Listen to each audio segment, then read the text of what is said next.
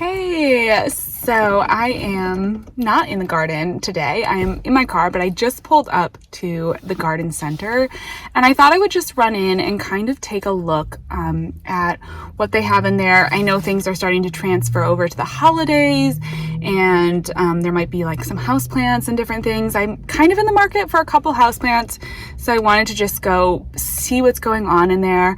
And then also kind of just peek at some of their flowers. As you've probably seen, I've bought a lot of the pansies and cabbages and things that I need, like big winter crops that I need. But I thought it'd be fun to just sort of take a look at what they've got going on right now. I always like to walk through the perennial sections too and just sort of get inspiration, ideas for the future. I don't really have room for many perennials, but it's a really nice time to go to the garden center and just sort of see how things look in that season. And then, just check out what they actually have in the garden center in November. I typically go to the garden center throughout the year because I love shopping and I love looking at plants. And now, I just want to see like what they've got going on. So I'm going to run in, check it out. We'll see what I come out with. I've got my holiday shopping essential. This is the caramel brulee latte. If you have been around during my pregnancy, you might know I had such a craving for pumpkin spice lattes. Like the only thing that I wanted to drink. And of course, I was pregnant. I got pregnant in January. And so I had a long wait until the baby was born and we got into October and I was able to get those. Well, I guess not October, end of August, I was able to get pumpkin spice latte. Now we're on to the holiday season and have to get a little latte before you go shopping. All right, let's go.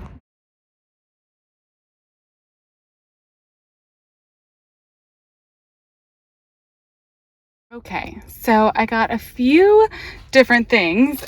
One of them though I'm really excited about are some onion sets. I had been hoping to find onion sets. I almost ordered some online and then these were just like one of the last bags. It's just white onions, but I figure that's nice because I can harvest them small. And I also have a little room for error because this is a pack of 75. So even if I mess a few of those up, I'm probably not going to be worried about, anything going wrong with these because I've got so many of them. So I have a bed right now where I have still some flowers. It's that one along the fence. I put in some perennial flowers, but I think I'm actually going to move those to the more landscaping areas of my garden and try to plant in some onions. And then I also grabbed the last of their garlic. So this is Crandisker. I don't know how you say that. Red, which is just a purple stripe type. It's a hard neck. I couldn't really have a preference, honestly, because this was like one of the last ones that were left. But I'm going to just try these. So that'll be good. I got to get those planted soon though, because we're at the beginning of November here. So we're kind of running out of time. This is like prime time for planting that kind of thing. And then I also got a staghorn fern. I love my current staghorn fern. It has been one of the best house plants for me. It just grows super well in the kind of like bright indirect light area that I have for house plants. It's like the perfect spot. So I figured getting another one of those was fun. And this one was only $9, which for staghorn ferns can sometimes be really expensive. Well, the ones that you get that are like mounted on those wall mounts are super expensive. But even just regular staghorn ferns, I always check kind of like regularly. And then once they come in, they'll get like a shipment in that I guess are just less expensive. And then I'll get one. That's the only way that I've found to do it, because otherwise they can be kind of like a more pricey houseplant. But that one is super cute. And then they had so much beautiful Christmas stuff. Lots of just gorgeous decorations everywhere. They were definitely still in fall, so there were a lot of like pumpkins still out and some fall flowers, a lot of really, really pretty pansies and violas, which of course I still, I have a bunch of those in my garden already. But they did have some of their Christmas things. But I did go ahead and walk around some of the like garden area. and there was just some great inspiration. It's really interesting to see what is still blooming this time of year. There were some beautiful hydrangeas that were just looking fabulous. They also had like a lot of like Gara, I noticed was still really blooming, and my Gara is too. I talked about Gara in one of my recent videos because all of a sudden I'm realizing like that is just such an amazing plant. And as I'm starting to plan for next year, that is definitely something that I want to look into more. I think I would love to really add more Gara into the garden, to be honest. I think it's really such a pretty one, and it just kind of floats. It's kind of easy.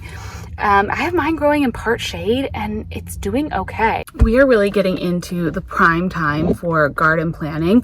At least I feel like it's probably one of the best times. Got you situated up here so we can chat. It's probably one of the best times to start planning for your garden because once you get into the new year, you know, there's things that you need to start sowing and seed sowing inside. Like if you're doing herbs, some of the longer lasting flowers, you start to need to have to start them. Like the violas and snapdragons and things that I want to start inside, I've got to get those going pretty much like right in January. And then even for me, so zone 7A here in Virginia, I plant my peas out in February. There's not a whole lot that I can plant in those first couple months of the year, but there are a few things, and it's nice to know as I start wanting to plant spring things, like what the overall plan is. So I really do like to have a pretty good idea of what I'm growing as the year comes to a close. And it's also close enough to the season that I actually remember like what went well, what did I like. I haven't forgotten anything yet. So I think that's kind of helpful. So I'm definitely like fully into planning, which is why it's fun to come out here and see those little reminders of like, oh, if I have Gara, if I put that in my garden plan, that's going to be blooming in November. We'll see how long my Gara blooms. It may bloom all the way up till Thanksgiving, which would be kind of amazing.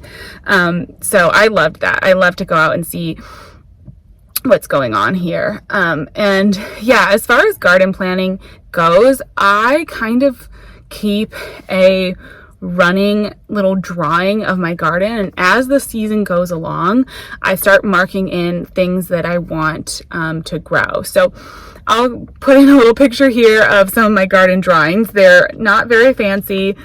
I just sketch things in and scratch in the names of things. But I find that as the season is going, that's when I kind of realize like what I actually want to grow. I'll be looking at the garden thinking, wow, next year I could do tomatoes over there. And then I'll just go, even if it's in June, whatever, you know, July, I'll just go into my little notebook and I'll sketch in, hey, like let's put tomatoes here. Let's put cucumbers here. And then, you know, as I'm out in the garden during the season, I'll think, oh no, actually it would do better to put the plant here. And so then I'll go in and I'll just like erase. I do everything in pencil. I think pencils are, you know, so important and so helpful. So I'll go in with my pencil, just erase it, and then write in the new like next thing. So honestly, at this point of the year, I'm pretty much done with my garden plan. And for me, that feels very like restful. I feel like I really know what's going to be best for the garden, because right when I was out there, when I could see what the sun was doing, I could see what the water was doing, I could see how the plants were growing, that's when I was really planning and putting in, you know, all the information. And so for me, that's just the best time and the best process. And then now I can just hang back and like get a few ideas. You know, I'm still making tweaks to the garden plan. I'm still poking through it, but I'm also getting closer to being able to start really coming up with a list of how many of each different start I want to start. And that's one of the big things that I definitely need to go ahead and look at now, because I have a very limited space for growing inside. And so I need to really nail down my list of like exactly how many of each plant I need to grow. And I'm not going to really have too many left over. This year, I really want to keep it pretty precise of which plants, where they're going, and then start those plants, take really good care of them, just be intentional. I am going to come up with some garden goals. And so I haven't come up with my garden goals yet. I've got the plan, which of course kind of involves goals, but I want to start coming up with my 2023 goals. I'm a big goal person. I like to have ideas. One of them is labeling. I actually posted on Instagram a little while back. I'm going to label everything. That is one of my goals for 2023. And in addition to labeling, I think being a little slower and more intentional is another kind of goal that I need to focus on. Last year I was pregnant, I had the toddler, and I found that I was just kind of like rushing through things to get everything done. And I got the garden done, I got the garden going. It went pretty well. But this year, even though I have a newborn now and a toddler, I want to just be slow, intentional. If I don't get something done, then it doesn't get done. If I don't get it planted on time, then it doesn't get planted. Not worry about it, but just take things really easy, do them really precisely and correctly. And so that list of what I need to start, that's going to be part of it. It's like being really intentional. I think that's one of my big goals. Anyways, let me show you the last thing that I got at the garden center, which was this cute little Santa ornament. How cute. He's winking. I do a Santa tree, and every year I get a new Santa, and eventually I want to have like a whole full-size tree that has all Santas on it. Right now my Santa tree is going to be pretty small. I think I'm just going to do like a tabletop Santa tree, but I have a few Santas in my collection, and that's just kind of something fun. So I just had to get that too. But I'm glad I got my staghorn fern, and I'm so glad I found these, because I was really thinking, all right, I'm just not going to do onions, I'm not going to do garlic, like whatever. I kind of wanted to put it in that bed, but I was thinking I wasn't going to be able to, but now I can. So exciting. I've got one last mission today. I've got to head out and grab some ribbon, and then I think I have everything I need, and I think I'm going to start decorating for Christmas. I think I'm ready. It's early this year, but I'm just in the mood for it. So I'm gonna go grab that ribbon. All right, I got the last thing I needed, a little pop of blue for the tree, adding a little bit of blue to my decor this year. I'm kind of excited. Anyways, thank you so much for hanging out today and having this little chat with me. I will talk to you in the next video. Bye-bye.